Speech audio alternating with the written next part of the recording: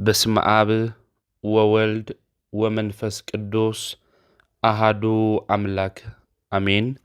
በስመ አብ ወወልድ ወመንፈስ ቅዱስ አሃዱ አምላክ አሜን። በስመ አብ ወወልድ ወመንፈስ ቅዱስ አሃዱ አምላክ አሜን። ይትባረክ እግዚአብሔር አምላክ አበዊነ ለዛብጽሐነ እስከ ዛቲ ሰዓት ቅድሙ ኩሉ ልዕሊ ኩሉ ናብዛ ሰዓት እዚኣ ዘብጽሐና ናይ አቦታትና ናይ ቅዱሳን አምላኽ ናትና እውን አምላኽ ቅዱስ እግዚአብሔር ስሙ ዝተኸበረን ዝተመስገነን ይኹን። እማ አምላክ ወላዲታ አምላክ ቅድስተ ቅዱሳን ድንግል ማርያም ስለ ፍጹም አዶነታ ስለ ፍጹም ክብራ ምስጋና ይብጽሐያ። ከምኡውን ቅዱሳን አቦታትና ቅዱሳን አዴታትና ብዝተውሃቦም ክብሪ መጠን ሁሉ ምስጋና ይብጽሐዮም። ኣብ ዝተፈላለየ ዓለም ኮይንኩም እዚ መንፈሳዊ ቻናል ዝትከታተሉ ስድራ እግዚአብሔር ኣብ መስቀል ተሰቂሉ ፍጹም ዝኾነ ሰላም ብዝሃበና ብኢየሱስ ክርስቶስ ፍጹም ሰላም ከመይ ጸኒሕኩም ከመይ ትኾኑ ሰላም እግዚአብሔር ምስ ኩላትኩም ይኹን። ሃም እግዚአብሔር ሰናይ ፍቃድ ለማዓንተ ነመሃሮ ናይ ትምህርትና ርእሲ ዝኸውን ምስ ዝመረጽኽዎም ኪዳን ኣተኹ። እዚ ቃል እዚ ንረኽቦ ኣብ መዝሙረ ዳዊት መዝሙር 89 ቁጽሪ 3 እዩ። ኪዳን ተካየድኩ ምስለ ሁርያንየ ዝመረጽኽዎም ኪዳን ኣተኹ። እንኳዕ ናዴና ንቅድስተ ቅዱሳን ንድንግል ማርያም ናይ ምሕረት ቃል ኪዳን ዝተቐበለትሉ ክብረ በዓል ብሰላም ኣብጽሐኩም ኣብጽሐና። ዝመረጽኽዎም ኪዳነ ኣተኹ ብዝብል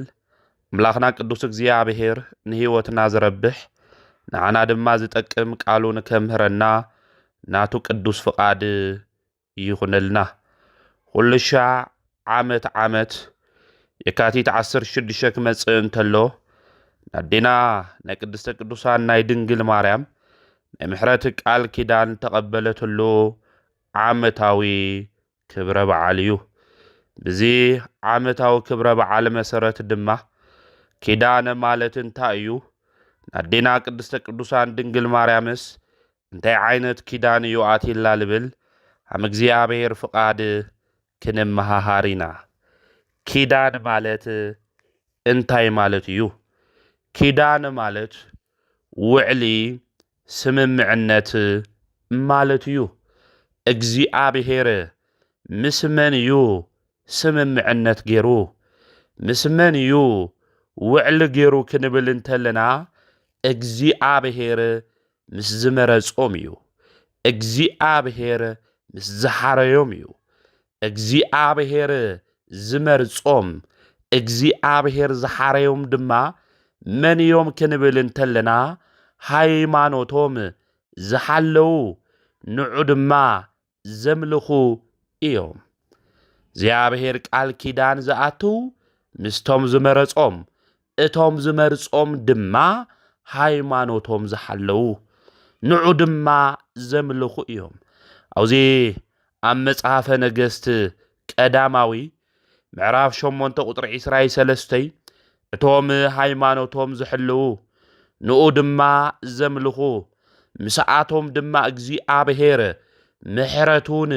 ቃል ኪዳኑን ከም ዝገብር ቅዱስ መጽሓፍ ይነግረና እዩ። ኣሊ እግዚአብሔር እቶም ዝመረጾም ቃል ኪዳን ድማ ዝኣትወሎም መን እዩ ክንብል እንተለና ትእዛዙ ንዝሕልው ፍረ ጽድቂ ድማ ንዘፍርዩ ብብርሃን ስራሕ ድማ ዝመላለሱ ምግባረ ሃይማኖት ድማ ንዘቕንዑ ሰባት እግዚአብሔር ቃል ኪዳን ይኣትወሎም። ኣብዚ ኣብ መጽሓፈ ነህምያ ምዕራፍ 1 ቁጽሪ 5 ክናነብብ እንተለና እቶም ንትእዛዙ ዝሕልው ንኡ ድማ ዘኽብሩ እግዚአብሔር ቃል ኪዳን ከም ዝኣተወሎም ኣብ መጽሓፈ ነህምያ ምዕራፍ 1 ቁጽሪ 5 ትቃል ከምዚ እዩ ዝብል ነቶም ዝፈትውኻን ትእዛዝኻን ዝሕልውን ንዝፈትውዎ ትእዛዙ ድማ نزحلون قال كيدانن محرتن اتحلو يزبل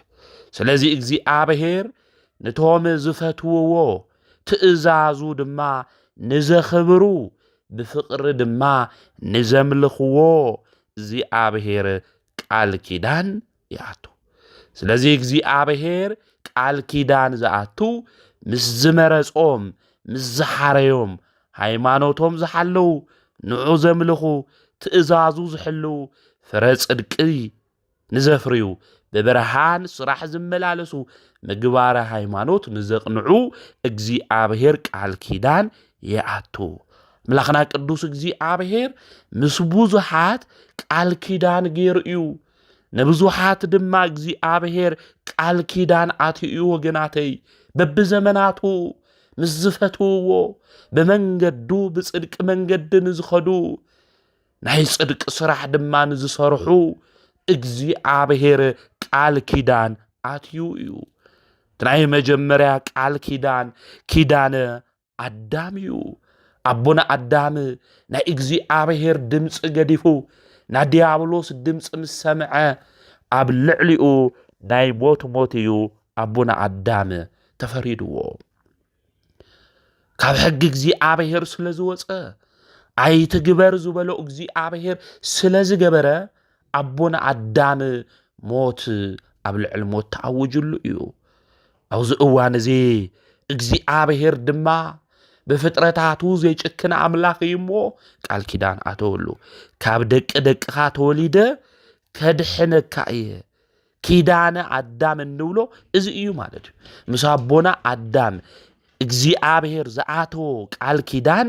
ካብ ደቅኻ ተወሊደ ከድሕነካ እየ ዝብል እዩ ካብ ቅድስተ ቅዱሳን ካብ ድንግል ማርያም ተወሊዱ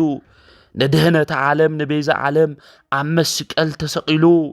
ካብ ሞት ናብ ህይወት ካብ ሲኦል ናብ ገነት ንሱ እእትዩና እዩ ካብ ድንግል ማርያም አዴና ተወሊዱ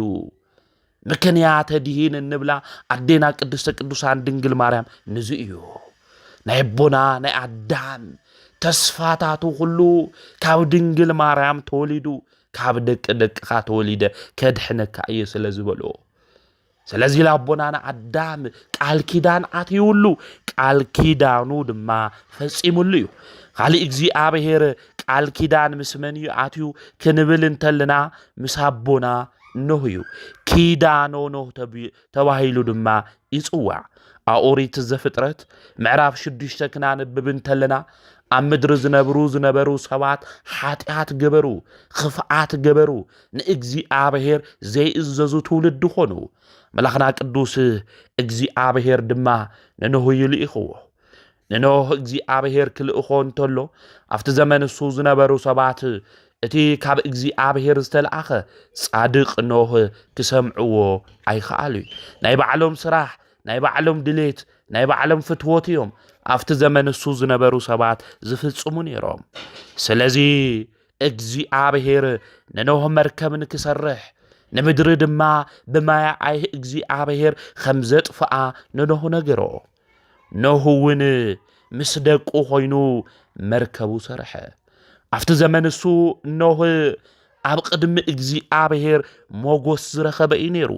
መጽሐፍ ቅዱስ ዝነግረና ኣብ ኦሪት ዘፍጥረት ምዕራፍ 6 ቁጥሪ 8 ክናንብብ እንተልና ኖህ ግን ኣብ ቅድሚ እግዚአብሔር ሞጎስ ረኸበ እዩ ዝብል ኣብ ቅድሚ እግዚአብሔር ሞጎስ ዝረኸበ እዩ ነይሩ ኖህ ብሕገ ልቦና ኮይኑ ኖህ ንእግዚአብሔር ዝተዓዘዘ እዩ ሰባት ናብ ድሌቶም ሰባት ናብ ስጋው ፍትወቶም ትምኒቶም ክኸዱ እንተለው ኖህ ኣብቲ ዘመን እሱ ሰብ ኮይኑ ዝተረኸበ እዩ ሰብ ኮይንካ ምፍጣርን ሰብ ኮይንካ ምንባርን ወገናተይ ይፈላለ እዩ ኣብ ዓለምና በቢልየን ዝቁጸር ሰብ ኣሎ እዩ ኣራዊት ኮይኖም ዝነብሩ እኒአው ጨካናት ነሕዋቶም ዘይርህርሁ ነሕዋቶም ዝቐትሉ ነሓቶም ዝቐትሉ ብዙሓት ኣራዊት ኮይኖም ዝነብሩ ሰባት እኒአው እዮም ሰብ ኮይኖም ተፈጢሮም ግን ከም ኣራዊት ዝነብሩ ሰብ ኮይኖም ተፈጢሮም ድማ እንስሳ ኮይኖም ዝነብሩ እኒአው እዮም ንኸብዶም ዝግዝኡ ማለት እዩ ስለዚ ብህይወት ዘመንና ሁሉ ክንነብር እንተለና ሰብ ኮይንና ክንነብር ይግብአና ነዚኡ ልብ ኣምላክ ዳዊት ንወዱ ንንጉስ ሶሎሞን ክናገር እንተሎ ወደይ ሰብ ኹን ዝበለው ኣብ መጽሓፈ ነገሥት ቀዳማዊ ምዕራፍ 2 ቁጥሪ 3 ዓይንን የወዩ እግርን የወዩ ኢድን የወዩ ካብኡ አብራኽዩ ተወሊዱ ግን ዝወደይ ሰብ ኹን በለው ዓይን ስለ ዘለና ይኾነ ሰው ዘብለና እግር ስለ ዘለና ይኾነ ሰብ ዘብለና ዓይን ስለ ዘለና ይኾነ ሰብ ዘብለና ወገናተይ ተክለ ሰውነት ስለ ዘለና ይኾነ ሰብ ዘብለና ትእዛዙ ምሕላው በእግዚአብሔር ፍቃድ በእግዚአብሔር መንገዲ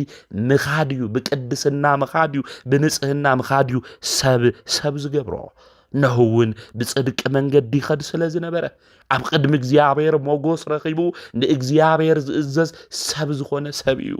ነዚ ልብ ኣምላክ ዳዊት ሰብ ኣብ ዝጠፍአሉ ጊዜ ሰብ ኮይኑ ስለ ዝተረኸበ ዝወደይ ሰብ ኹን በሎ በቅድስና ኽድ በንጽህና ኽድ ናይ ጽድቅ ስራሕ ናይ እግዚአብሔር ሕግን ሓለውኻ ብመንገዲ ሁሉ ተጓዓዝ በሎ ንሕና ሰብ ደኾይና ንኾን ኣብዚ ዘመን እዚ ንእግዚአብሔር ሕጊ ንእግዚአብሔር ትእዛዝ ወገናተይ ንፍጽምለና ደንኾን እግዚአብሔር ዝእዝዘና ቤተ ክርስቲያን ትብለና ኣቦታት ልውሉና ንፍጽምለና ዶ ሰብ ኾይና ተፈጢርና ሰው ኾይና ንነብርለና ዶ ስለዚህ ነው ሃፍቲ ዘመን እሱ ሰባት ናብ ደስተኦም ናብ ሩኽሶቶም ናብ ዘይጠቅም መንገዲ ክኸዱ እንተለው እግዚአብሔር ሰብ ኣብ ዝደለየሉ ጊዜ ሰው ኾይኑ ዝተረኸበ እዩ መርከብ ድማ ሰርሐ እቲ ናይ ጥፍኣት ማይ መጽኡ ድማ ኣብቲ ዘመን እሱ ንዝነበሩ ሰባት ኣጥፍኦም 8 ነፍሳት ጥራሕ ቀረዩ ኖህ ምስ ሰበይቱ ደቁ ሰለስቲኦም እውን ምሳን እስቶም እዮም ቀረዮም ካሊ ኣብቲ ዘመን እሱ ዝነበረ ትውልድ ብምሉኡ ብማይ ኣይ ጠፊኡ እዩ እዚ ማይ ኣይ ዝመጽኡ ድማ ኣጥፊኡዎም እዩ እግዚአብሔር ድሕርዚ ንኖህ ድማ ቃል ኪዳን ኣተወሉ ኣውዚ ኣብ ኦሪት ዘፍጥረት ምዕራፍ 9 ክናነብብ እንተለና ካብ ቁጥሪ 11 ናይ እግዚአብሔር ቃል ከምዚ እዩ ዝብል ድሕር ደጊም ኩሉ ህይወት ዘለዎ ብማይ ጥፍኣት ኣይጠፍእን እዩ ንምድሪ ዘጥፍእ ማይ ጥፍኣት ድማ መሊሱ ኣይመጽን እዩ እነሆ ኪዳነይ ምሳኻትኩም ኣቁም ኣለኹ እግዚአብሔር ከዓበለ ነቲ ኣብ መንጎ ኻትኹምን ኣብ መንጎ ትምሳኻትኩም ዘሎ ህይወት ዘለዎ ፍጡሩን ንዘለዓለም ዝኣቱ ኪዳን ምልክቱ እዚ ይበለ እግዚአብሔር ምስ ኖህና ምስ ደቁ ቃል ኪዳን ኣተወ ዳግም ምድሪ ብማይ ኣይጠፍኢ ብጥፍኣት ማይ ድማ ንህዝቡ ሁሉ ኣይጥፍኢ ኣብ ማእኸልኹምን ኣብ ማእኸለይ ኣብ መንጎኹምን ኣብ መንጎይ ምልክት እዚ ይኹነና በለ እግዚአብሔር ቀስተይ ኣብ ደመና ኣነብር ኣለኹ እቲ ቀስቲ ኣብ ምንታይ የነብር ኣለኹ ኣብ ደመና የነብር ኣለኹ ስለዚ ናይ ኖህ እና ናይ እግዚአብሔር ቃል ኪዳን እንታይ እዩ ትንብል ተለና ቀስተ ደመና እዩ ማለት እዩ ስለዚ እግዚአብሔር ንምድሪ ብማይ ጥፍኣት ንከይጥፍኣ እግዚአብሔር ምስኖ ቃል ኪዳን ኣትዩ ኣማናዊት ቀስተ ደመና መንያ እንድሕሪልና ኣዴና ቅድስተ ቅዱሳን ድንግል ማርያም እያ ነዚኦም ሊቃውንቲ ቀስተ ደመና ማርያም ትምህርተ ኪዳኑ ለኖህ ተመስግንዋ ተለው ናባ ጊዮርጊስ ዘጋስጫ ማህሌተ ጽጌ ከመስግንዋ እንተለው ኣቦታትና ተመስግንዋ እንተለው ለድንግል ማርያም ቀስተ ደመና ማርያም ትምህርተ ኪዳኑ ለለው እናወልዮም ዘመስግን ኣማናዊት ደመና ንሳያ ንጹህ ዝኾነ ማይ ኢየሱስ ክርስቶስ ንዓለም ሁሉ ዘለምልም ንስተጸመዕ ዓለም ሁሉ ዘለምልም ማይ ሕይወት ዝወለደት ቀስተ ደመና ንሳያ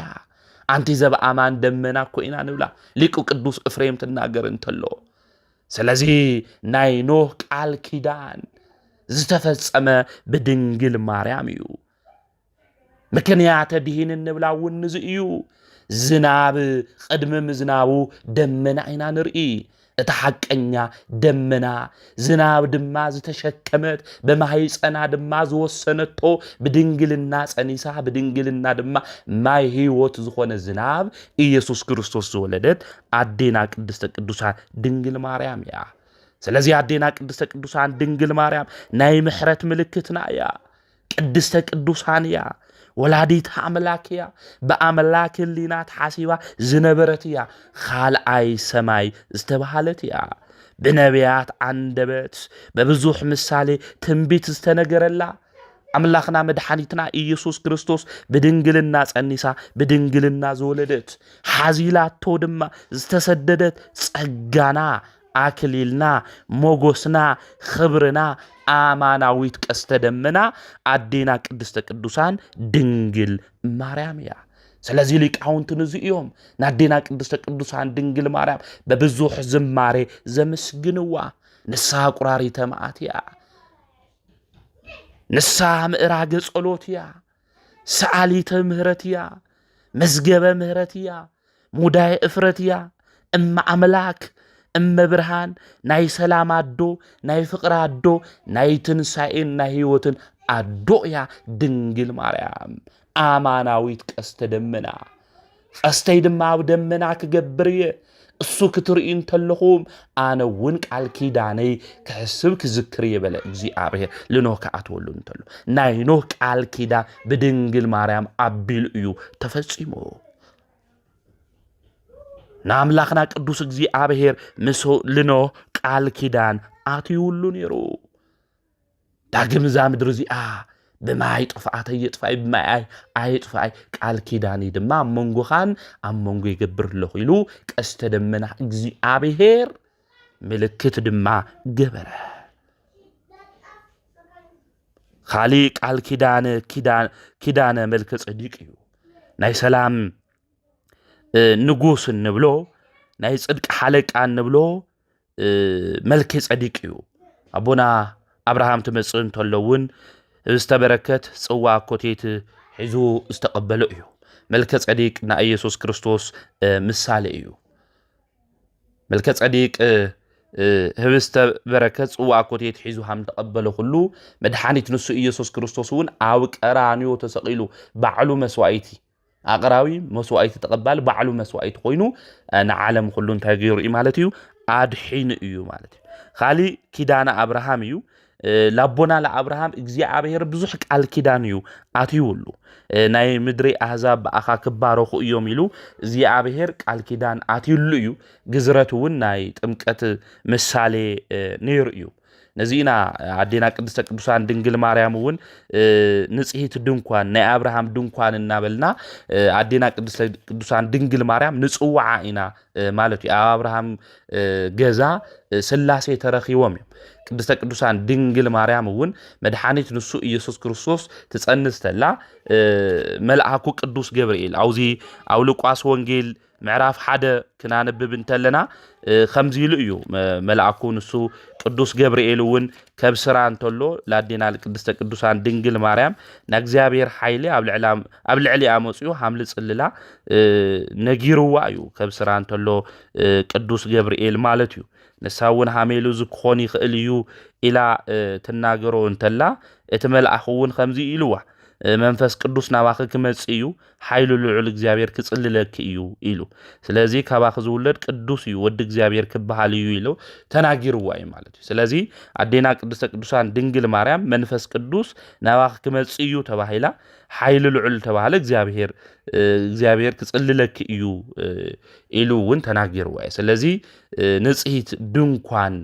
ተባሂላ አብርሃም ድንኳን ተባሂላ ተጽዋዕ አዴና ቅድስተ ቅዱሳን ድንግል ማርያም ኢየሱስ ክርስቶስውን ትውልድቱን ቆጽርተልና ወደ አብርሃም ወደ ይስሐቅ ነብልና ኢና ንቆጽር ማለት እዩ ስለዚህ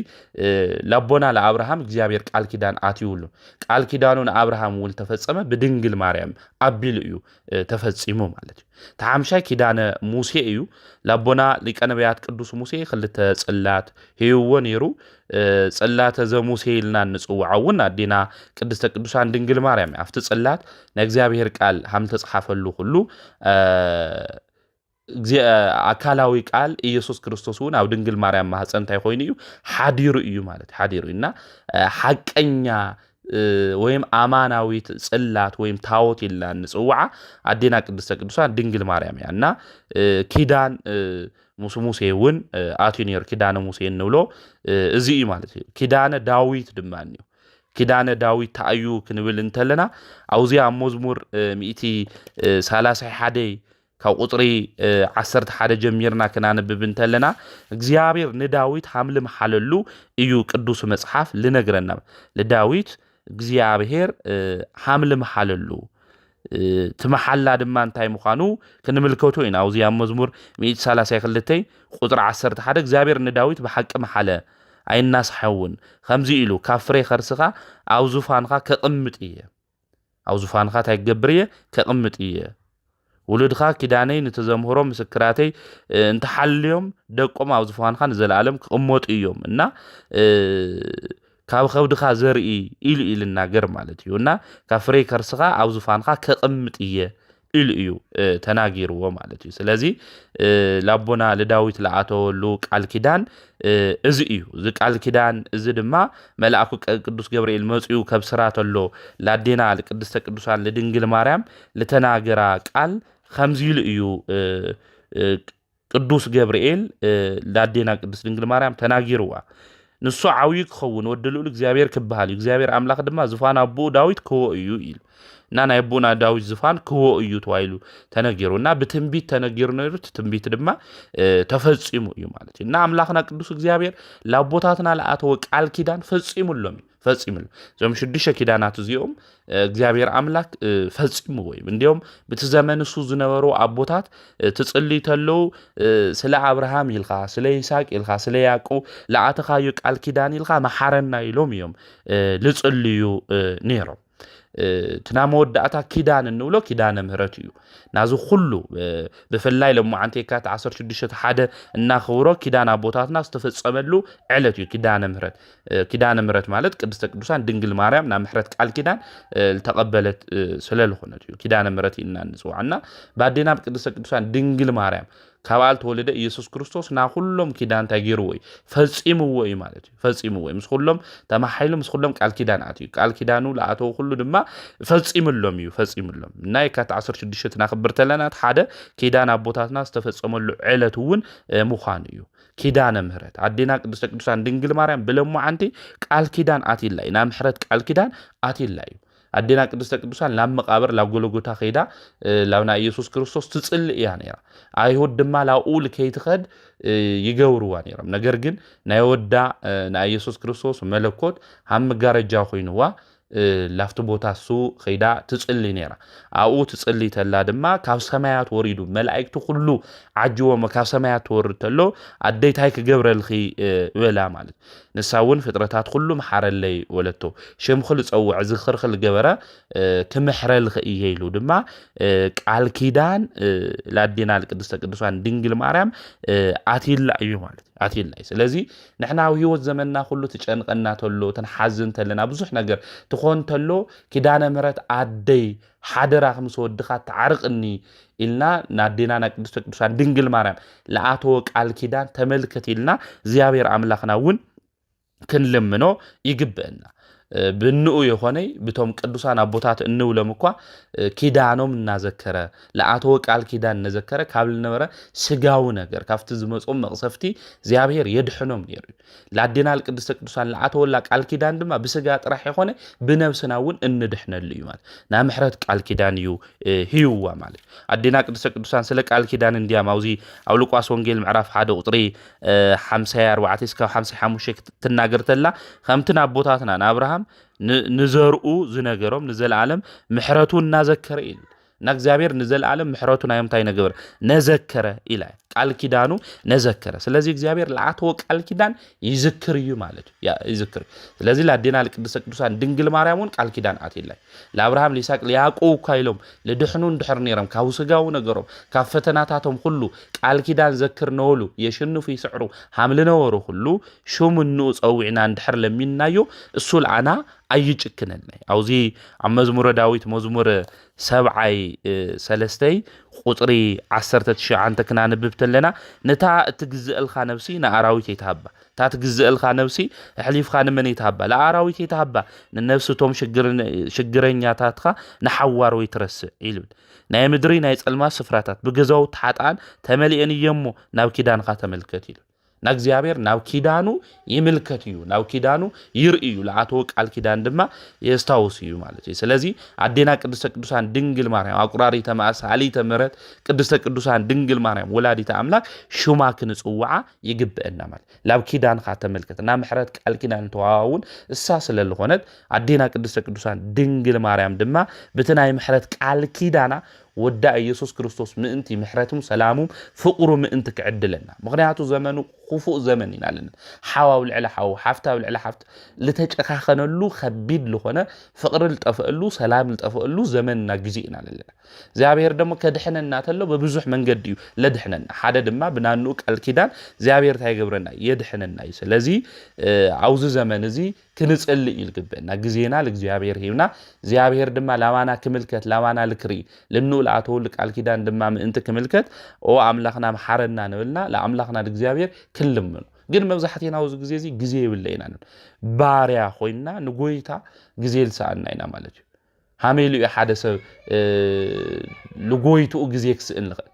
ኣብ ስራሕ ቦታ ወልኾነ ቦታ ኮ ጎወርወል ተዋልና ኩሉ ሓሉቅ ልእዙዝና ሰባት ኮ ንፍጽም ንገብር ኢና አውዝ ዘመን እዚ ግን ባሪያ ኮይና አሕና ኮ ባሮት ኮይና ናዩ ባሮት ኢና ባሮት ኮይና ስለእግዚአብሔር ግዜ ሲኢና ኢና ለጸሎት ግዜ ሲኢና ኢና ለቅዳሴ ግዜ ሲኢና ኢና ለትምህርት ግዜ ሲኢና ለብዙሕ ነገር ግዜ ሲኢና ኢና ንብልና ሃሙ ነበልና እናወድቅና ላብ ሊረብሕ መንገድ ንኸድለለና ሰባት እግዚአብሔር ብምሕረቱ ከምኡውን ብንኡልኣቶ ቃል ኪዳን ልክምሕረና ሽሙ ነጸዋዕና ናያውን ሽማ ነጸዋዕና ክትዓርቀና ዲና ቅድስተ ቅዱሳን ድንግል ማርያም ኪዳነ ምሕረት ሓደራ ካደ ክንብላ ይግበአና ኪዳነ ምሕረት አዴና ሽማ ጸውዕና ልጎደለና ነገር የለይ በሐቂ ብዙሓት ሽማ ጸውዕና ኣብ ቅድሚያውን ተንበርኪኽና ሓደራ ካደይ ኢልናያ ብዙሕ ነገር ተፈጽምልና ይኸዙውን ቶም ለለው ነገራት ሁሉም ተጋሊዮም ተወጊዶም ካባና ምእንቲ ክኸዱ አብርቲዕና ክንጽል እዩ ልግበአና ማለት ስለ ኪዳነ ምሕረት ኢልኻ መሐረና ክንብል እንትልና ብፍላይ ሓደ ወገናትና ኸመይሉ እዩ እግዚአብሔር ስለ ኪዳነ ምሕረት ኢሉ ከመሕረኩም ዝኽእል ኢሎም ዝናገሩ ሰባት እንኤው እምቤትና ቅድስተ ቅዱሳን ድንግል ማርያም አዶጉይታ እያ ናዲኡ ድንግል ማርያም ኢሉ ጎይታ መድኃኒት ንሱ ኢየሱስ ክርስቶስ ኸምዝ ምሕረና ብዛኣቶ ቃል ኪዳን ድማ ዘኪሩ ካብ ፈተና ካብ መከራ ካብ ጭንቅ ከውፅአና እዩ ክንብል እንተልና እዚ መጽሐፍ ቅዱሳዊ የኾነ ልክዕ የኾነ ኢሎም ዝናገሩ ሰባት እንኤው ኣብ ኦሪት ዘዳግም ምዕራፍ 9 ቁጽሪ 5 መላኽና ቅዱስ እግዚአብሔር ንእስራኤላውያን ናብ ከነዓን ምድሪ ዘእተዎም ብጽድቆምን ብቕንዕና ልቦምን ኸምዘይኾነ ነገር ግን ንአብርሃም ንይስሐቅ ንያዕቆብ ዝመሓሎ መሐላ ብዝኣተወ ቃል ኪዳን ኸምዝኾነ መጽሐፍ ቅዱስ ይነግረና እዩ አብርሃም ብሕይወት የለን ይስሐቅ እውን ብሕይወት የለን ያዕቆብ እውን እስራኤል ተባሂሉ ዝተጸውዐ ብሕይወት የለ እዚኦም ሁሎም ሞይቶም እዮም ቃል ኪዳኖም ግን ንትውልዲ የድሕን ነበረ እግዚአብሔር ዝኣተወ ቃል ኪዳን ንሓደ እዋን ንሓደ ግዜ ጥራሕ ዝሰርሕ የኾነ ንዘለዓለም ጸኒዑ ዝነብር ቃል ኪዳን ምዃኑ ክንፈልጥ ክንርዳእ ይግብአና ስለዚህ አምላኽና ቅዱስ እግዚአብሔር ምስ ዝመረጾም ምስ ዝሓረዮም ድማ ቃል ኪዳን ገይሩ እዩ ለምቤትና ንቅድስተ ቅዱሳን ንድንግል ማርያም ድማ ናይ ምሕረት አዶ ዝኾነት ድንግል ማርያም ብለካቲት 16 ድማ ብባዕለይ ምሒላ ኣለኹ ኢሉ ቃል ኪዳን ናዲኡ ንድንግል ማርያም ኣትይውላ እዩ ብዝመረጾም ቅዱሳን ቃል ኪዳን እግዚኣብሔር ዝኣቱ እንድሕር ኮይኑ ስምምዕነት ውዕል ዝገብር እንድሕር ኮይኑ ኣምላኽና ቅዱስ እግዚኣብሔር ብዝመረጾም ቅዱሳን ብዝሓረዮም ቅዱሳን ብዝኣተዎ ቃል ኪዳን ትውልዲ ዘድሕን እንድሕር ኮይኑ ባዲኡ ብቅድስተ ቅዱሳን ብድንግል ማርያም ብኪዳነ ምሕረት ዝኣተዎ ቃል ኪዳን ንትውልዲ ኸመይ ዘየድሕን ንጉስ ዳዊት ሙስ ሞተኮ ብቃል ኪዳኑ ዳዊት ነጊስላ ዝነበረ ከተማኮ መቕሰፍቲን ከይመጽእ ወራሪ መጺኡ ድማ ንከይጥቕዖም እኮ እግዚኣብሔር ቃል ኪዳን ብዝኣቶ ሓሲቡ ኣድሒንዎም እዩ። ኣብዚ ኣብ መጽሓፈ ነገሥት ካልእ ምዕራፍ 19 ክናንብብ እንተለና ስለዚ ዛና ዳዊት ከተማ እዚኣ እግዚኣብሔር ብዝኣቶ ቃል ኪዳን ንዳዊት ኣድሒንዋ እዩ። ዓድና ጎረቤትና ገዛና ሁሉ ዘሎ ጸገም ዘሎ ሽግራት በእንተ ኪዳነ ምሕረት ኢልኻ በእንተ ነኻ ድንግል ማርያም ኢልኻ መሓረና ብዝኣተውኻዮ ቃል ኪዳን ክንብል እንተለና እግዚኣብሔር ኸመይ ዘይምሕረና። ስለዚ ኣምላኽና ቅዱስ እግዚኣብሔር ብዝመረጾም ቅዱሳን ከተማ ዓዲ ቦታ ትውልዲ ዘድሕን እንድሕር ኮይኑ ናዲኡ ንቅድስተ ቅዱሳን ድንግል ማርያም ብዝኣተዎ ናይ ምሕረት ቃል ኪዳን በኣ ተማሕጺና ባማላድነታ ኣሚንና መሓረና ክንብል እንተለና ካብ ዝኣተውናዮ ፈተናታት ሁሉ ዘውፅአና ዝተኣመነ ኣምላክ ምዃኑ ክንፈልጥ ክንርዳእ ይግብአና። ኣምላኽና ቅዱስ እግዚኣብሔር ንቅዱሳን 7 ትውልዲ 12 ትውልዲ ይምሕር እዩ ክንብል እንተለና ብፍላይ ኣብ ቃል ኪዳን ክንናገር እንተለና ኸመይ ኢሉ ክኾን ይኽእል ኢሎም ዝናገሩ ሰባት እኒአው እዮም። ኣምላኽና ቅዱስ እግዚኣብሔር 7 ትውልዲ ይኾነይ 12 ትውልዲ ይኾነይ 1000 ትውልዲ እውን ከም ዝምሕር ቅዱስ መጽሓፍ ይነግረና እዩ። ንዝፈትውዎ ትእዛዛቱ ድማ ንዝሕልው ግና እስካብ 1000 ትውልዲ ምሕረት ዝገብር እዩ ኢሉ ኣብ ኦሪት ዘጸአት ምዕራፍ 20 ቁጽሪ 6 ይነግረና ይርድአና እዩ። ስለዚ ኣምላኽና ቅዱስ እግዚኣብሔር 7 ትውልዲ 12 ትውልዲ ኸመይ ኢሉ ይምሕር ኢሉ ክገርመና እንተሎ እስካብ 1000 ትውልዲ ኣነ ክምሕር እየ ኢሉ እግዚኣብሔር ክናገር እንተሎ ምሕረቱ ድማ ኣብ ልዕሊ ትውልዲ ምዃኑ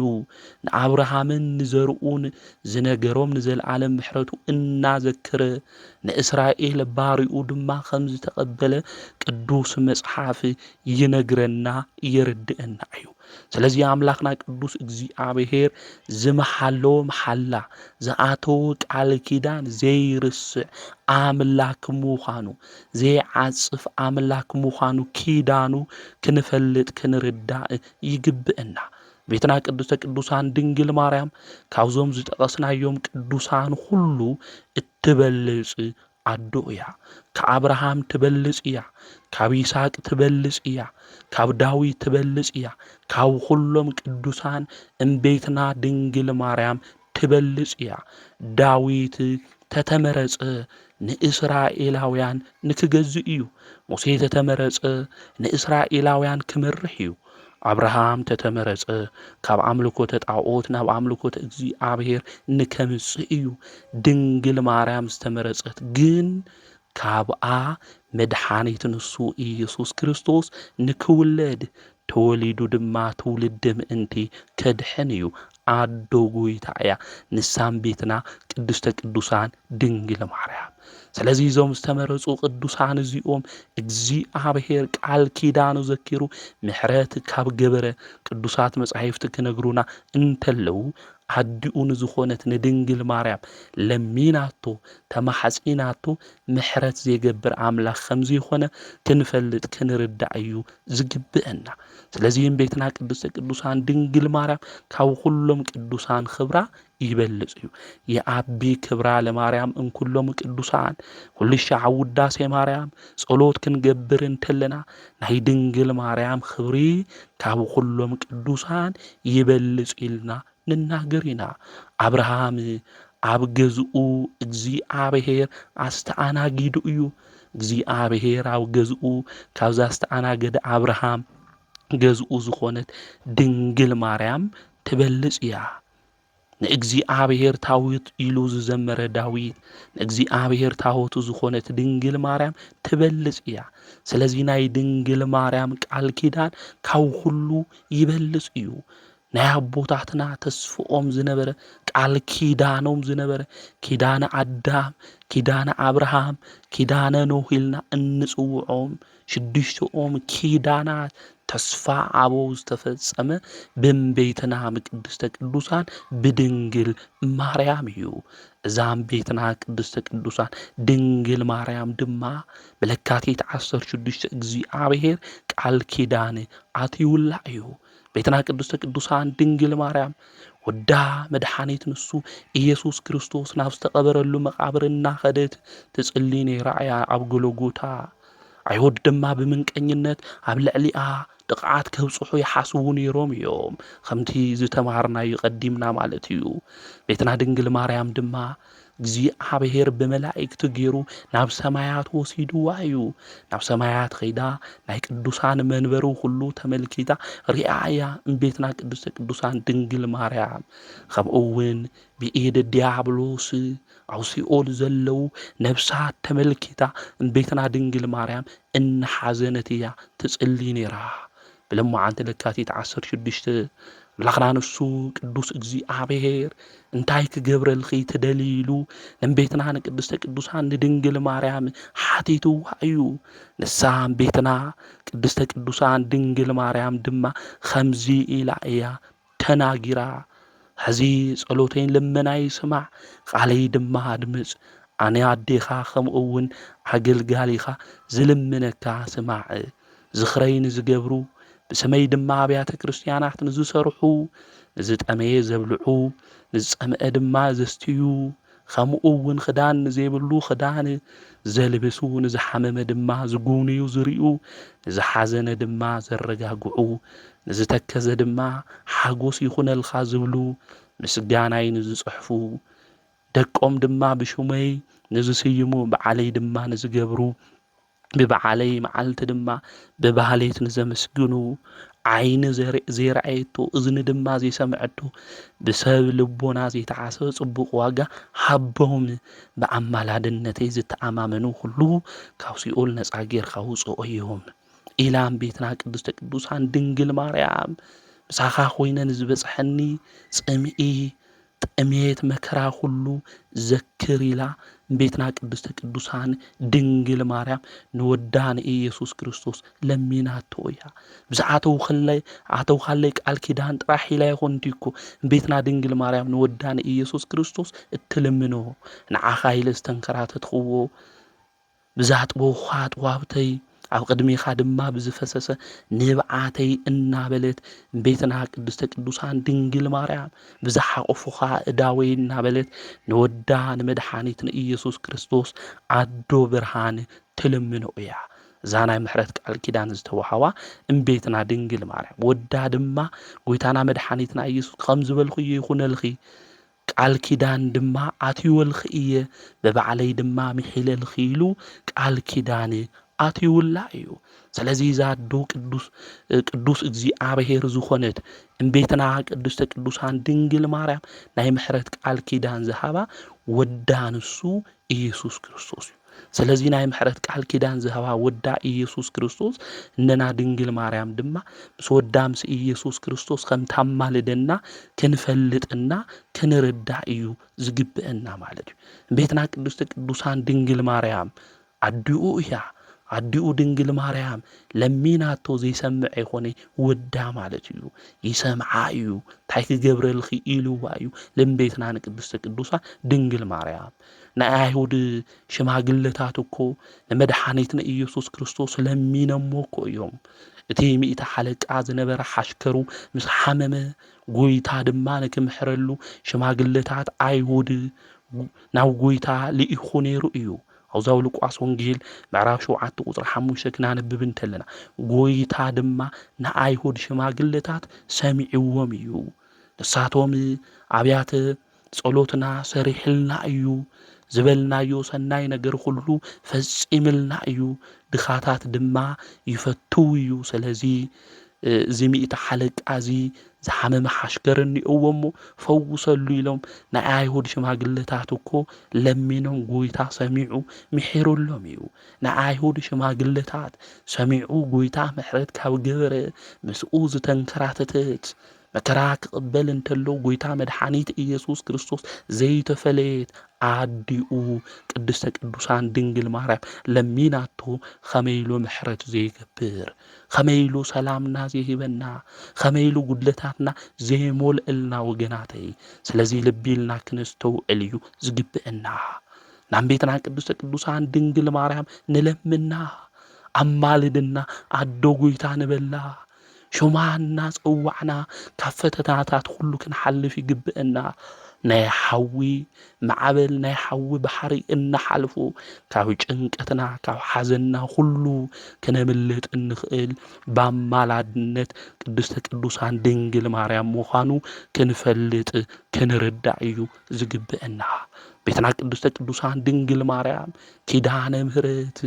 እንደሻዕ ይኹን ካብ መከራ ካብ ፈተና ከነምልጥ ጌራትና ትኾን ወገናተይ ንዓነ ጌርናያ ዘይሓለፍናዮ ሽግር እንታይ ይህሉ ወገናተይ ሓምዶኩማስ ገዛና ክጎድል እንተሎ ንዓነ ጌርናያ ጉድለትና ሁሉ ክንደሻዕ ድንግል ማርያም ሙሊኣትልና ይኹን ነብዓትና ክንደሻዕ ሓቢሳትልና ትኾን ናይ ምሕረት ቃል ኪዳን ዝተዋሃባ አዶ ጎይታ ድንግል ማርያም ኣብ ሓደ እዋን ዝተገበረ ተኣምር እየ ክነግረኩም ባዕለይ ዝተመልከትኽዎ ተኣምር ኪዳነ ምሕረት ድማ ዝገበረቶ ተኣምር ናይ ልቢ ሁሉ ሚስጥር ትፈልጥ ነገራትና ሁሉ ታስተኻኽል አዶ ጎይታ ዩኒቨርሲቲ ትምህርቲ ንክትኸድ ዝሓሰበት ቆልዓ ኣዲኣ ድማ ዘመሓዳደረታ ዘዕበየታ ነታ ቆልዓ ሆስፒታል እናሰርሐት እናፀረገት እያ ንጓላ ዕብያታ ሰለስተ ደቂ እዮም እኒእዋ ዝሓንቲ ጓላ ናብ ዩኒቨርሲቲ ክትኸድ ደልያ እዛ ሰበይቲ እዚኣ እውን ደኺምዋ እዩ ጉልበታ ሁሉ ደኺሙ በይና እያ ደቃ ትዕቢ ነይራ ጉልበታ ምስ ደኸማ እዛ ኣዶ እዚኣ ኣብ ገዛ እያ ዓሪፋ ጓላ ናብ ዩኒቨርሲቲ ክትኸድ ክትብል እንተላ ተስፋ ነይርዋ እዛ ኣዶ እዚኣ ጓለይ ኸይዳ ኣብ ዩኒቨርሲቲ ድማ ተማሂራ ንደቀይ ድማ ካብ ዘለዎ ፈተናታት መከራታት ሁሉ ክተውፅእ እያ ንዓይ እውን ክትዕረፈኒ እያ ኢላ ተስፋ ነይርዋ ናብ ዩኒቨርሲቲ እዛ ቆልዓ እዚኣ ይበፅሓ ዝኸደቶ ዩኒቨርሲቲ ድማ ናብ ጎንደር ዩኒቨርሲቲ እዩ ነይሩ ናፍቲ ዩኒቨርሲቲ እሱ እዛ ቆልዓ እዚኣ ክትኸድ እንተላ እቶም ጎረቤት ዝነበራ ክዳን ቀይራ ንክትኸድ ዝነበራ ሸበጥ ድማ ስሊፐር ቀይራ ካሊእ ጫማ ንክትገብር ገይሮም ናብ ዩኒቨርሲቲ ልእኽዋ እዛ ቆልዓ እውን ብትምህርታ ጎበዝ ስለ ዝነበረት ኣብቲ ናይ መጀመርያ ሴሚስተር ጽቡቕ ውጽኢት ተምጽእ እነውን እዚ ሰሚዓ ብጣዕሚ ደስ ይብላ ኣቀዲማ እውን ጓለይ ኣነ ዝህበኪ ነገር የብለይ ሓደራ ግን ኪዳነ ምህረት እየ ሂበኪ ስእለ ኪዳነ ምህረት ሒዝኺ ድማ ኽዲ ኢላ እያ ኣዲኣ እውን መጀመርያ ኣፋኒዋታ ጓላ ድማ ጽቡቕ ውጽኢት ከም ዘምጽእ ትነግራ እንተላ ናብ ኪዳነ ምህረት ኸይዳ ድማ ዛዶ እዚኣ ተመስግን ነበረት ድሕሪ እዚ እቲ ሓደ ሴሚስተር ምስ ተወድአ ኣብኡ ምስኣ ዝነበራ ዕርኽታ ጽቡቕ ይኾናይ ነይረን ኣብቲ ዶርሚ ክላስ ምስኣ ዝነበራ ማለት እዩ ሕማቕ ዓርኪ ጽቡቕ ኣመል የጠፍእ ኢሉ ቅዱስ ጳውሎስ እውን ከም ዝተናገረ እዛ ቆልዓ እዚኣ ደኺማ ማለት እዩ ብትምህርታ እውን ደኺማ እተን ዕርኽታ እውን ናብ ዝተፈላለየ ጽቡቕ ናብ ዘይኮነ ቦታታት እየን ዝኸዳ ነይረን ማለት ሓደ እዋን ብኪዳነ ምህረት መዓልቲ እስኪ ተዝናኒና ክንመጽእ ኢለን ካብ ዩኒቨርሲቲ ወፂአን ናብ ካሊእ ናብቲ ከተማ ውሽጢ ክኣትዋ እንተለዋ ዳመስተ እዩ ነይሩ ናብኡ ክኸዳ እንተለዋ ኸልቢ ይመጽእ ፊት ለፊተን ማለት እዩ ስለዚ ዝኸልቢ ዝከነኽሰና ኢለን ኩለን ይብተና ማለት እዩ ክብተና እንተለዋ እዛ ቆልዓ እዚኣ ቆርቆሮ ነይራው ቅድሚያ ናፍቲ ቆርቆሮ እሱ ዘሊላ ክትኸድ እንተላ እቲ ቆርቆሮ እግራ እንታይ ይገብራ ማለት እዩ ይቆርፃ ሚስማር እውን ነይሩ እቲ ሚስማር እውን ይወግኣ ማለት እዩ አውዚ ግዜ እዚ አፍታ አካባቢ ዝነበሩ ሰባት ባህላዊ ዝኾነ ሕክምናታት ይገብሩላ ማለት እዩ እዛ ምስጊነይታ አዶ እዚኣ ተንከራቲታ ዘዕበየት አዶ እንታይ ተባሂሉ ክንገራ እንታይ ዓቕሚ እኒአዋ ተስፋ እኒአኒ ብጓለይ ኢላ ትጽሊ ጓለይ ትምህርታ ወዲኣ ንሕዋታ ክትዕቢ ንዓይ እውን እዛ ዘለትኒ ጎጀይ ቅንዕ ክተብለለ ኢላ እያ ትሓስብ ስለዚ ተንዕርኽታ አውዚ ክትሕከም እኒአዋ ኢለን ትሕከም እንተላ ዶኳትር ብፍላይ አፍቲ ዓድሱ ዝነበሩ እግራ ክቁረፅ እኒአዎ ኢሎም ይናገሩ ማለት አውዚ ግዜ እዚ ክትቁረፅ ማይ ትኽእል ኢሎም 2-3 ሆስፒታል ምስ ረኣይዋ ዶኳትር መፍትሒኡ እዚ ይኮን ልኽእል ተባሂሉ ማለት እዩ አውዚ ግዜ እዚ ልዛዶ እዚኣ እንታይ ተባሂሉ እዩ ክንገር ኸዚ እዛ መከረኛ ሓደራ ኪዳነ ምሕረት እናበለት ንጉሆ አፍ ደገ ኪዳነ ምሕረት ከይዳ ትሳለም አዶ እንታይ ተባሂላ ክንገር ዓቕሚ እውን የብላይ አሕናው ዝኾይና ክነቁርፃ ይንኽእል ኢለን ሓንቲ ዓርካ ሒዛታ ናብ አዲስ አበባ ትመጽእ ማለት እዩ ናብ አዲስ አበባ ምስ መጻ አዶ ዝኹሉ ነገር ምስ ሰምዐት እናበኸየት ናብ ኪዳነ ምሕረት ቤተክርስትያን እያ ኸይዳ ኪዳነ ምሕረት እንታይ በዲለኪ ንዓኺ እንታይ ኢለኪ ነይረ ሓደራ ንጓለይ ኢለኪ ነይረ ሓደራ ይደበሊዕኺ ኪዳነ ምሕረት ኢላ ብሓዘን ውሽጢ ኮይና ዛዶ እዚኣ ትበኪ ትነብዕ ኣብ አዲስ አበባ እውን ለለዎ ሆስፒታል ክትቁረፅ እኒአዋ እስካብ ጉልበታ እዩ ነይሩ እስካብ ብርካ ልዕል ኢሎም ድማ ክቁረፅ እኒአዎ ናብ ማህፀና እንድሕር ኸይዱ ናብ መላእ ሰውነታት ሕማም ከቢዱ እዩ ኢሎም ይናገሩ ዛዶ እዚኣ ኣነ ጠጠው ኢለ ጓለይ የትሞቲ ኪዳነ ምሕረት ተኣምር ትሰርሕ እያ ኢላ ላብ ሰሚነሽ ኪዳነ ምሕረት እያ ሒዛታ ኸይዳ ንጓላ ኣብ ሰሚነሽ ኪዳነ ምሕረት ሒዛታ ምስ ኸደት ሃምዑ ድያ ኮይና ዲኣ ክዳና እናቐደደት ቤተ ክርስቲያን እናዘረት ንምንታይ ኪዳነ ምሕረት ኢላ ትበኪ ነበረት ሓሙስ ዕለት እያ ሒዛታ ኸይዳ ዓርባ ቦታት ሓሙስ እውን ለይቲ ዓርብ እውን ጸሎት ገይሮምላ ታቆልዓ እግራ ብጣዕሚ ሓዊጡ እዩ ለሎ ሙስ ትበስል ተሎ ክንነኽኦ እንተለና ንውሽጣ ምልኣቱ ትእግራ እውን ሃምኡ እዩ ኮይኑ ማለት እዩ ብጣዕሚ ተነፋፊሑ እዩ ሓዊጡ እዩ ማለት እዩ ስለዚ ኣቦታት ይጽልዩ ቅብኣ ቅዱስ እውን ይገብሩ ጸበል እውን ይገብሩ ለእምነቱ እውን ይቀውዋ ማለት እዩ ታቆልዓ እያ ትብል ስቃዩ ከቢድ እዩ ሕማሙ ከቢድ እዩ ወገናተይ ድሕሪዚ ኣቦታት ጸሎት ገይሮም ቀዳም ይበጽሕ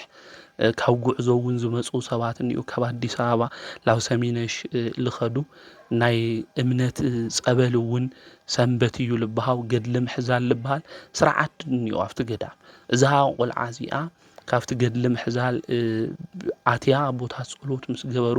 ትጸበል እውን ትሰትዮ እንተላ ና ሰሚነሽ ኪዳነ ምሕረት ጸበል ትሰትዮ እንተላ እዛ ቆልዓ እዚኣ ውሽጣ እዩ ሃምሓውለቃ ጽለኒ ነይሩ ኢላ በዓላ ምስክርነት ልተናገረቶ ማለት እዩ ካብኡ ሰንበት መዓልቲ ሰባት ደጊፎማ ላብ ቤተ ክርስቲያን ሒዞማ ትኸዱ እንተሎ ዝኾነ ጸጸር ተነኽኣሞ ኣብ እግራ ሓዊጡ ዝነበረ ነገር ሁሉ እንታይ ይኾን ይፍንድእ ማለት እዩ አውዚ ግዜ እዚ ቶም ኣሕዋታው ዘገልግሉ ዝነበሩ ሽትኡ ብጣዕሚ ከቢድ ሽታ እዩ ነይሩ እቲ ጨና እውን ከቢድ እዩ ነይሩ ማስክ ገይሮም 2-3 ባልዲ ልዓክ ትፈሳስ ብጣዕሚ ብዙሕ እዩ ነይሩ እግራ እውን ሓዊጡ ስለልነበረ ላብ ሆስፒታል ሒዞማ ይኸዱ ኣብቲ ሆስፒታል ደብረ ብርሃን ዝነበረ ዶክተር ተወረቐት ክርኢ እንተሎ እዝማ ከቢድ ሕማም እዩ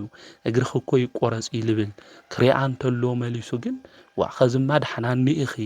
ሓሚልኺ ኸመይ ልበለ ተኣምር እዩ ኢሉ ይናገራ ኩሉ ነገር ብኪዳነ ምሕረት ድሓና ኮይኑ እዩ ብወላዲት ኣምላክ ብእመ ብርሃን ኢላ እዛ ቆልዓ እዚኣ ትናገር አውዚ ግዜ እዚ ዶክተር ይገርሞ ኣና አውዚ ከፊለ ኸይደ የፈልጢ ነገር ግን ድሕር ገዲም ኪዳነ ምሕረት ብወርሑ እውን ክኸድየ ኩሉ ነገር ድማ ብወላዲት ኣምላክ ብድንግል ማርያም ዳሕና ሃምልኾን ምሕረት ሃምልግበር በአማላድነታ ኣሚነ እየ ኢሉ ተናጊሩ እቲ ዝነበረ ቁስላውን ጸሪጉ ይሰዳ ማለት እዩ ናፍቲ ገዳም ኸይዳ ታቆልዓ ተግልግል ድሕር ገዲም ኣነ ናብ ምንታይ ኸዲ ትብል ናብ ዩኒቨርሲቲ ኸዲ ትብል ኣዲኣ ድሒና ምዃና ተመልኪታ ናብ ሰፈራ ክትኸድ እንተላ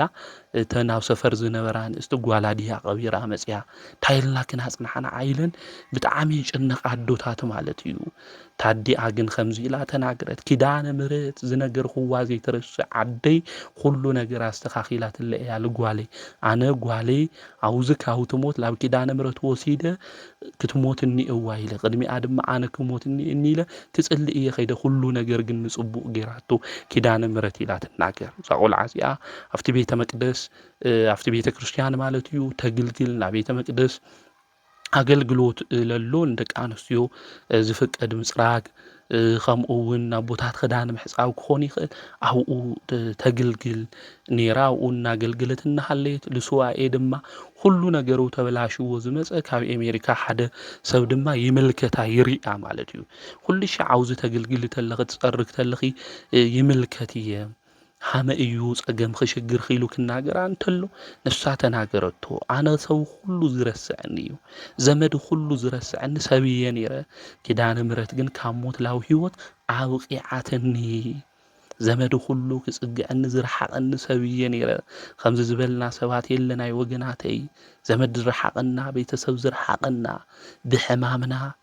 ብሽግራትና ብዝጎደለና ነገር ዝረሓቑና ብዙሓት እኒአው እዮም ኪዳነ ምሕረት ግን ናባይ ቀሪባ ሕማመይ ሁሉ ኣድሒናትኒ ባማላድነታ ስለዚ ኣነ ሞይተ ዝነበርኩ ከዚ ህያው ዝኾንኩ ብኪዳነ ምሕረት ሁሉ ነገር ብኪዳነ ምሕረት ድሕና ኮይኑ እዩ ባማላድነታ ኢላ ተነግሮ ማለት እዩ እዚ ቆልዓ እዚ ኣገልግሎታ ሁሉ ነገር ተመልኪቱ ብዙሕ ገንዘብ ለለዎ እዩ ነገር ግን የሳኽዐሉ ዝበለ ገንዘብ ሒዙ ሰላሙ ዝሰዓነ እዩ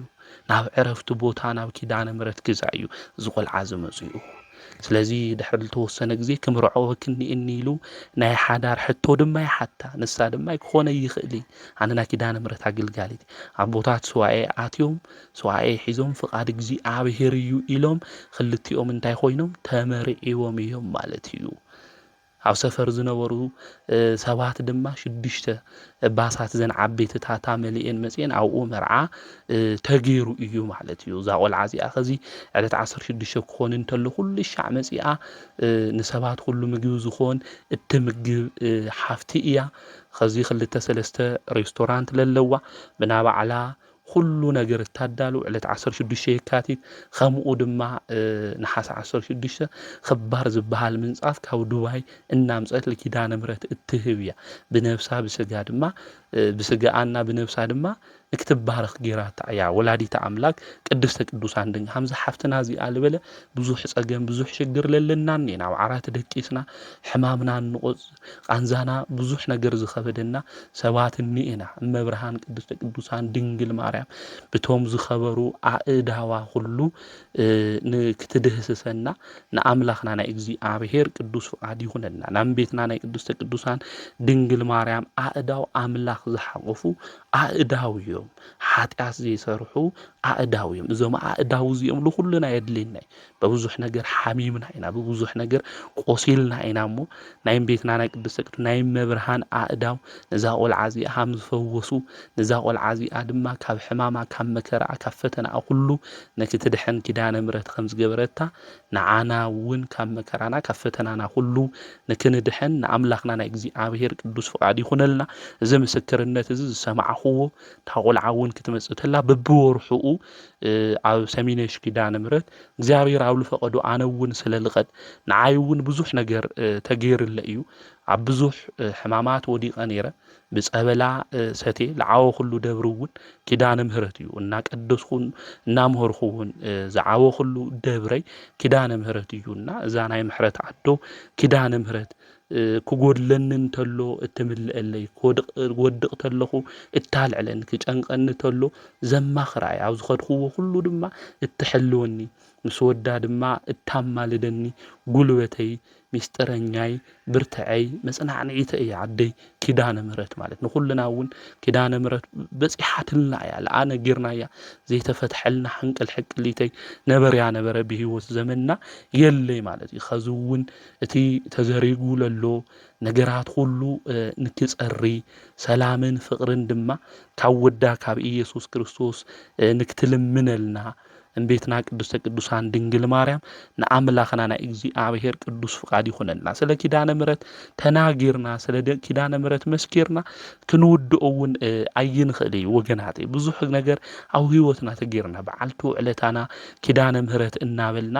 እንጽውዓ እውን ንዚ እዩ ማለት እዩ ከምኡ እውን ናይ ሓዊ ማዕበል እታሻግረና ቅድስተ ቅዱሳን ድንግል ማርያም እሳያ ኣዶ ጌታ ንዓውን ቃል ኪዳን ዝኣተወላ ዕለት ስለዝኾነ የካቲት 16 ብዓብይ ክብረ በዓላ እናኽብሮ እዚ ምዃኑ ክንፈልጥ ክንርዳእ ይግበአና ስለዚ ስለ ኣዲኡ ስለ ቅድስተ ቅዱሳን ስለ ድንግል ማርያም ኢሉ ኣምላኽና ቅዱስ እግዚአብሔር ኣብ ገዛና ዝጎደሉ ነገራት ሁሉ ንክመልአልና ብበረከት ድማ ናብ ገዛና ቅድስተ ቅዱሳን ድንግል ማርያም ኪዳነ ምሕረት ኣዶ ጌታ ናብ ኩልና ገዛ ንክትመጽእ ንኣምላኽና ናይ እግዚአብሔር ቅዱስ ፍቃድ ይኹነልና ዝሓዘና ሁሉ ሓዘና ንክስዓር ሓዘና ሁሉ ካባና ንክውገድ እትገብረልና ንብዓትና ሁሉ ንክሕበስ እትገብረልና ኣዶ ጌታ ቅድስተ ቅዱሳን ድንግል ማርያም እያ ቤትና ቅድስተ ቅዱሳን ድንግል ማርያም ወዳ ኢየሱስ ክርስቶስ ቃል ኪዳን ከኣትወላ እንተሎ ሽሙ ዝጸውዕ ዝኽርኺ ዝዘከረሉ ቃል ኪዳን ከኣትወላ እንተሎ ንሳውን ሽሙ ይጸውዕ ዘረጋግዐ መሐረሌላ ተናጊራ እዚ ማለት አይዞኻ ማርያም ኣላትካ ኣዶ ጌታ ድንግል ማርያም እንሃለወት ኣይትሕዘን ኢሉ ዘጸናዕንዐ ንኡውን መሐረሌላ ድንግል ማርያም ተናጊራ እያ ንሳለትና እያ ኣዶ ጌታ ድንግል ማርያም ዝተፈላለዩ ናይ ሓዘን መንገዲ ክንህሉ ንኽእል ኢና ካብ ድንግል ማርያም ብላዕሊ መጽናዕንዐ ግን የብልናይ ምልእተ ጸጋ እያ ንሳ ቅድስተ ቅዱሳን ድንግል ማርያም ማለት እዩ ካብዚ ብላዕሊ ጸጋ እውን የለ መዝገበ ጸጋ መዝገበ መድኃኒት መዝገበ ረድኤት መዝገበ ፈውስ መዝገበ ትንሣኤልና እንጽውዓ ንሳ ኣዴና ቅድስተ ቅዱሳን ድንግል ማርያም ስለዚ ባዲኡ ብቅድስተ ቅዱሳን ብኪዳነ ምሕረት ከነጽናዕና እዩ ዝግበአና ሓዘና እውን ንክስዓር ዝገበረት ምክንያት ድህን ኢልና ንጽውዓ ንሳ ድንግል ማርያም እያ ክዳን ሲኢና ኢልና ከንሓዝን ይግበአና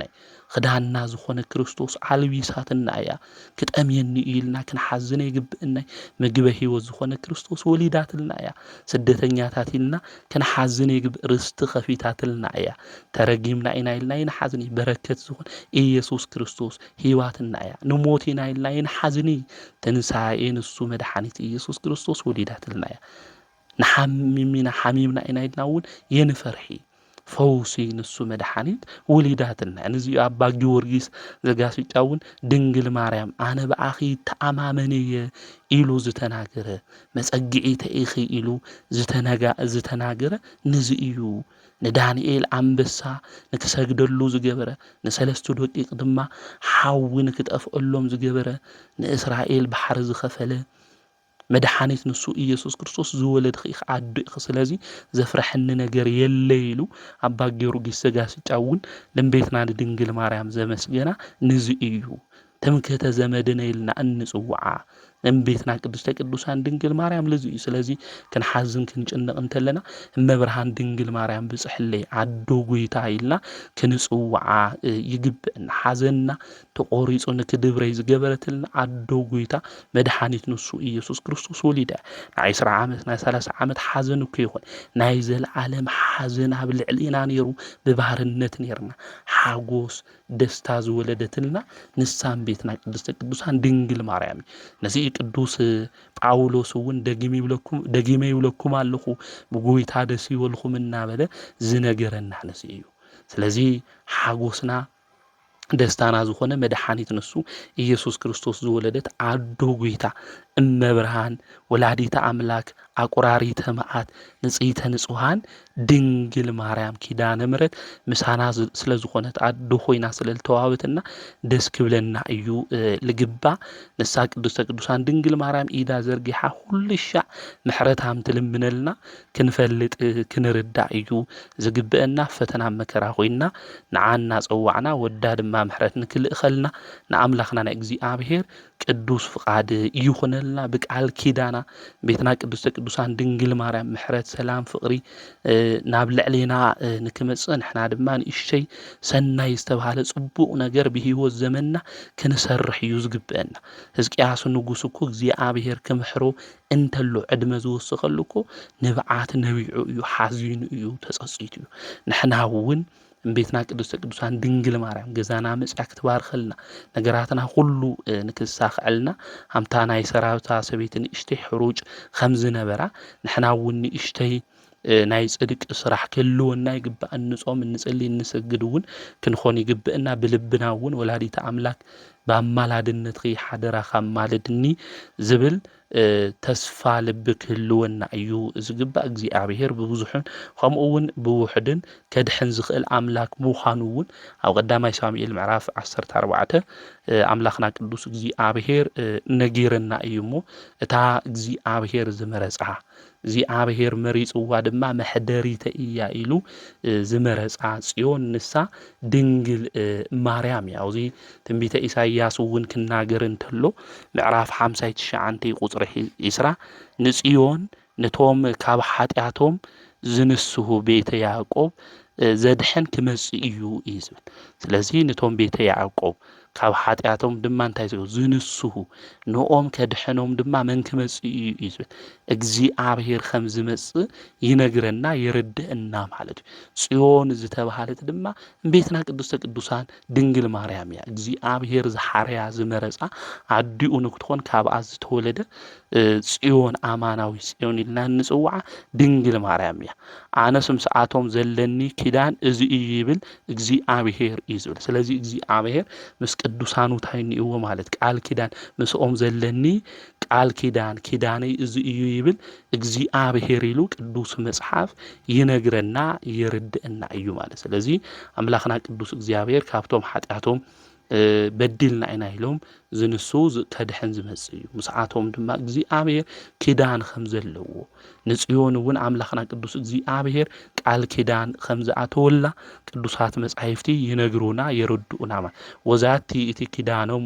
እንተ እምሃቤ ኢሉ እግዚአብሔር ክናገር እንተሎ ንምልከቲና ንርኢና ናዴና ቅድስተ ቅዱሳን ድንግል ማርያም ድማ ብለማዓንቲ ለካቲት 16 አምላኽና ቅዱስ እግዚአብሔር ቃል ኪዳን አትዩላ እዩ ማለት ብዚ ቃል ኪዳን እዚ ድማ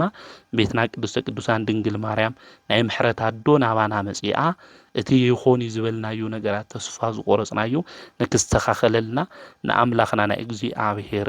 ቅዱስ ፍቃድ ይኹነልና ብዝተኣተወላ ቃል ኪዳን ሁሉ ድማ ሰላምን ፍቅርን ኣብ ዓድና ንክኾን ንአምላኽና ናይ እግዚአብሔር ቅዱስ ፍቃድ ይኹነልና አማላድነታ ቃል ኪዳና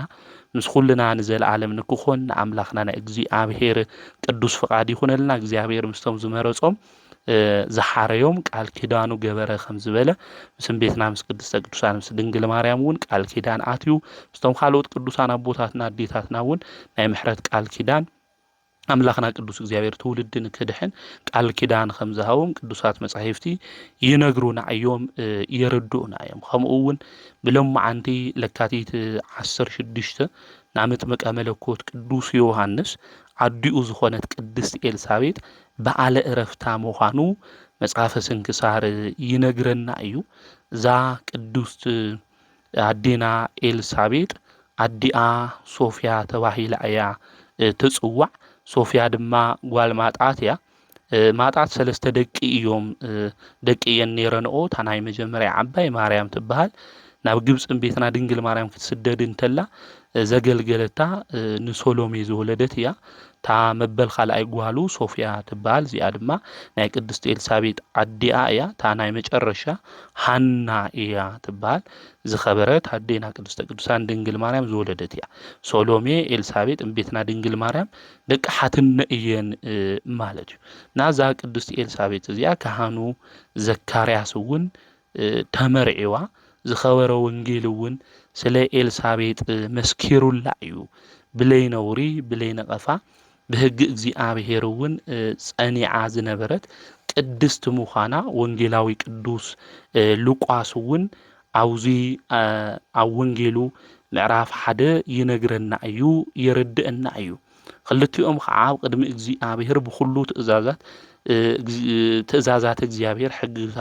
ሕጉ ማለት እዩ ብዘይነቐፋ ዝመላለሱ ጻድቃን ነበሩ እዩ ዝብል። ስለዚ ትእዛዛቱ እግዚአብሔር ከምኡ እውን ሕግጋቱ ናይ እግዚአብሔር ብዘይነቐፋ ዝመላለሱ ጻድቃን ከም ዝነበሩ ይነግረና ይርድአና። ነገር ግን ኤልሳቤጥ መኻን እያ ነይራ ውላድ እውን እየነበሮም እዩ ማለት እዩ። ክልቲኦም ግን መዋዕሎም ኩሉ ሓሊፉ አረጋውያን ኮይኖም እዮም። በመንእሰይነት ዕድሞኦም እግዚአብሔር ውላድ ንክህቦም ይልምኑ ነይሮም። ዘካርያስ እውን ይጽልይ ነይሩ። ከምኡ እውን እዚ ናይ ክህነት አገልግሎቱ ከቕጽለሉ ዝኽእል ውላድ የድልዮ ነይሩ እዩ። ፍቃድ እግዚአብሔር ኮይኑ ግን እስካብ ዝኣርጉ ውላድ ይሃቦም እግዚአብሔር። ውላድ ይሃበና እግዚአብሔር ሞ ክንፈላለይ እኒአና የወሊ ብትዕግስቱ ኮይኖም ብጸሎት ኮይኖም ለአምላኾም ለቅዱስ እግዚአብሔር ዝጽልዩ ዝነበሩ እዮም። መኻን እኳ እንተኾኑ መኻንነቶም ንምፍልላይ ምክንያት ዘይገበሩ ብፁዓን ብዘይነቐፋ ዝመላለሱ ዝነበሩ ጻድቃናት እዮም። ዘካርያስ እውን ተርኡ ነይሩ ቅድሚ እግዚአብሔር ብግብሪ ክህነት ከግልግል እንተሎ መልአኩ ቅዱስ ገብርኤል ድማ ብየማን እቲ መሰውኢ ኮይኑ ጠጠው ኢሉ ንዘካርያስ ተራእይዎ። ዘካርያስ እውን ምስ ረአየ ደንጊጹ እዩ። ዘካርያስ ጸሎትካ ተሰሚዕልካ እዩ እሞ ኣይትፍራሕ፣ ሰበይትካ ኤልሳቤጥ ወዲ ክትወልድ እያ፣ ስሙ እውን ዮሃንስ ኢልካ ክትሰሚዕ ኢኻ ኢሉ ተናጊርዎ እዩ። ንሱ ሓጎስን ደስታ ክኾነልካ ብምውላዱ እውን ብዙሓት ክሕጎሱ እዮም ኢሉ እዚ መልአክ እግዚአብሔር ቅዱስ ገብርኤል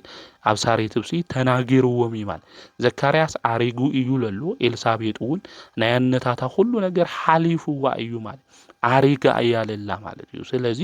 አውዚ ጊዜ እዚ ዘካርያስ ከምዚ ኢሉ እዩ ተናጊሩ ኣነ አሪግ እየ ሰበይቴ እውን መዋዕላ ሓሊፉ እዩ እዚ ነገር እዚ ከመይ ኢሉ ክኾን ይኽእል እዩ ኢሉ ተናጊሩ እዩ ማለት እዩ። ብመንእሰይነት ዕድሙኡ ዝጸለዮ ጸሎት ዘካርያስ እግዚአብሔር ኣብ ኣጋእርጋኑ መልሲ ክህብ እንተሎ ንምልከት ኢና ማለት እዩ። ንሕና እውን ተስፋ ዝቆረጽናዮም ዝለመናዮም ዝጸለናዮም ብዙሓት ጉዳያት እኮ እኒአውና እዮም። እዚ ነገር እዚ ይኾን በቃ ግዚኡ ዘመን ምስ ሓለፈ ይኾን ኢልና ዝዓጸናዮም ፋይላት ሁሉ ዝረሳዕናዮም ነገራት ሁሉ ዘይርስዕ አምላኽና ቅዱስ እግዚአብሔር ኣብ ዘድልየና ጊዜ ሁሉ ንሱ ብዝፈቐዶ ከም ዝህበና ክንፈልጥ ክንርዳእ ይግብአና። ዘካርያስ ጸሎቱ ሁሉ ረሲዕዎ እዩ። ምክንያቱ መንእሰይ እናሃለዎ ውላድ ንክህቦ እዩ ናብ እግዚአብሔር ለሚኑ ነይሩ። ኣጋእርጋኑ ድማ እግዚአብሔር ውላድ ክህቦ እንተሎ ንዘካርያስ ንምልከት ኢና። ጸሎትካ እውን ተሰሚዑ ኣይትፍራሕ ኢልዎ እዩ። ጸሎትና ሁሉ ዝስምዐሉ ኣይትፍርሑ ዝብል ድምፂ ካብ እግዚአብሔር ናብ ኩልና ንክመጽእ ንኣምላኽና ናይ እግዚአብሔር ቅዱስ ፍቃድ ይኹነላ። ስለዚ ብምውላድ ብዙሓት ዝሕጎስሉ ንዑ እውን ሓጎስን ደስታን ዝኾነሉ ወይኒ ድማ ዘይሰቲ ገና ማህፀን እናሃለ የመንፈስ ቅዱስ ዝመልኦ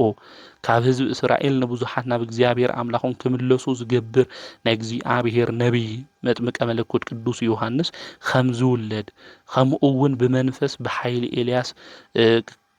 ቅድሚ ጎይታ ከም ዝኸድ እውን ተናጊርዎ እዩ እዚ መልአከ እግዚአብሔር። ኣንእስቲ ካብ ዝወለድኦ ኩሉ ድማ ዝበልጽ ነቢይ ቅዱስ ዮሃንስ ከም ዝኾነ እውን ጎይታ ዝመስከረሉ እዩ ማለት። ተደንጎየ እግዚአብሔር ዝቅድሞ ከም ዘየለ አውዚ ኢና ክንፈልጥ ዝግበአና። ብትዕግስቲ ኮይና ንጸልይ ንጹም አውዚ ጾም ኮይና እውን አምላኽና ቅዱስ እግዚአብሔር ነገራትና ሁሉ ናይ ልብና ጻሂቅ ሁሉ እንደልዮም ነገራት ሁሉ አምላኽና እግዚአብሔር ንክፍጽመልና ብትዕግስቲ ኮይና ክንጽበዮ እዩ ዝግበአና። ንዘካርያስ እግዚአብሔር አምላክ እዚ ተናጊርዎ ድሓር ከመይ ኢሉ ክኾን ይኽእል ኢሉ ዘካርያስ እውን ተናጊሩ ነይሩ እዩ። እቲ መልአክ እውን እቲ ዝተዛረበካ ዘረባ ክፍጸም እዩ። ነገር ግን ስኻ ስለዚ ኣመንካ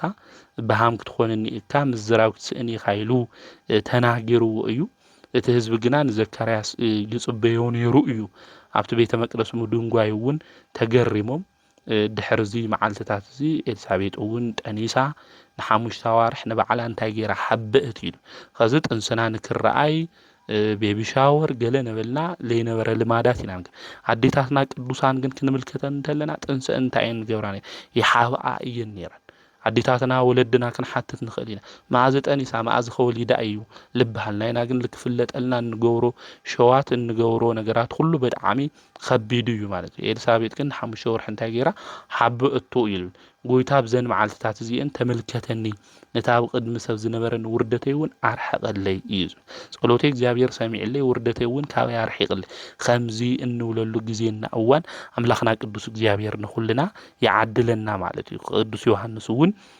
ተወሊዱ መጥምቀ መለኮት ማለት እዩ قدم مولادو جن بيتنا قدس قدوسان دنجل مريم ناب ኤልሳቤጥ ክትኸድ እንተላ መልአኩ ቅዱስ ገብርኤል እውን ካብ ስራ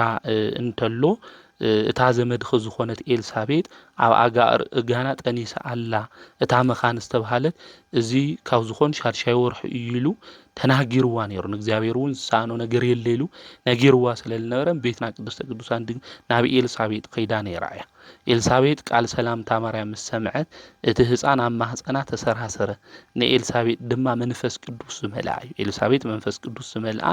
በቅድስና መንገድ ትጓዓዝ ዝነበረ በዓውይ ድምጽ ከም ዝበለት ንስኺ ካባን ዝተባረኽ ኢኺ እቲ ናይ ማህፀን ክፍረውን ብሩኽ እዩ እኖ ጎይታ ናባይ ክትመጽኸ እዚ ይግብአኒ ድዩ እንሆ ድምጽ ሰላምታ ከም ሰማዓኹ እቲ ህፃን ኣብ ማህፀነይ ብሓጎስ ተሰራሰረ ኢላ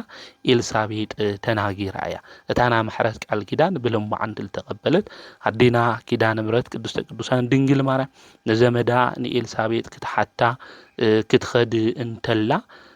እቲ ኣብ ማህፀና ዝነበረ መጥምቀ መለኮት ቅዱስ ዮሐንስ ማለት እዩ ኣብ ማህፀን ኤልሳቤጥ ኮይኑ ለምቤትና ቅድስተ ቅዱሳን ድንግል ድምጽ አክሰምዕ እንተሎ እንታይ ኮይኑ ብሓጎስ ተሰራሲሩ ቤትና ቅድስተ ቅዱሳን ድንግል ማርያም ድምጻ ክንሰምዕ እንተለና ከምኡውን ዝማሪኣ ክንሰምዕ እንተለና ኣብ ውሽጥና ዘለዎ ሓዘናት ሁሉ ተሳዒሮም ብሓጎሳም ልምልኡ ክንፈልጥ ክንርዳእ እዩ ዝግብአና ኣብ ማህፀን ኮይኑ ቅዱስ ዮሐንስ እንታይ ገይሩ ማለት ሰጊዱ ማለት እዩ ንሕና ግን ኣብዚ ግዜ እዚ ኮይና እግዚአብሔር አምላክ እውን ናይ ምስተዋዓል ልብ ዓዲልና ዓበይቲ ኮይና ለምቤትና ቅዱስተ ቅዱሳን ድንግል ማርያም ዝማር ምምስጋን እምቢ ዝበለና ብዙሓት ኢና ኤልሳቤጥ ግን መንፈስ ቅዱስ ምስሞልአ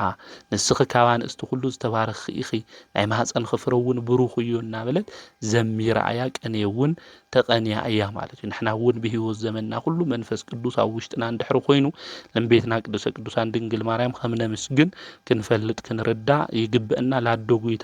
ለቅድስተ ቅዱሳን ለድንግል ማርያም ለኪዳነ ምሕረት ቅድስት ኤልሳቤጥ አመስጊናያ እዛ አዶ እዚኣ ድማ ንወዳን ቅዱስ ዮሐንስ ንከይቀትልዎ ድማ ናብ በረኻ ከይዳያ በረኻ ንሃለወቱውን ኣውኡ ዓሪፋ እያ ማለት እዩ ስለዚ እዛ አዶ እዚኣ የካቲት ብሎም ማዓንቲ 16 በዓለ ዕረፍታ ምዃኑ መጽሐፈ ስንክሳር ይነግረና የረድአና እዩ እግዚአብሔር ምስጋና ይሁን ንዓና እውን በቅድስት ኤልሳቤጥ ጸሎት ይምሐረና በረከታ ረድኤታ አማላድነታ ብልዕሊ ኩልና ህዝበ ክርስቲያን ንክኾን ንኣምላኽና ናይ እግዚአብሔር ቅዱስ ፍቃድ ይሆነልና ዘምህረና ዝገሰጸና ናይ ቦታትና አምላክ ቅዱስ እግዚአብሔር ስሙ ዝተኸበረን ዝተመስገነን ይሁን እዚ ትምህርቲ ዝና ሁሉ ንክበጽሕ ሼር ግበርዎ ወስብሐት ለእግዚአብሔር ወላዲቱ ድንግል ወለመስቀሉ ክቡር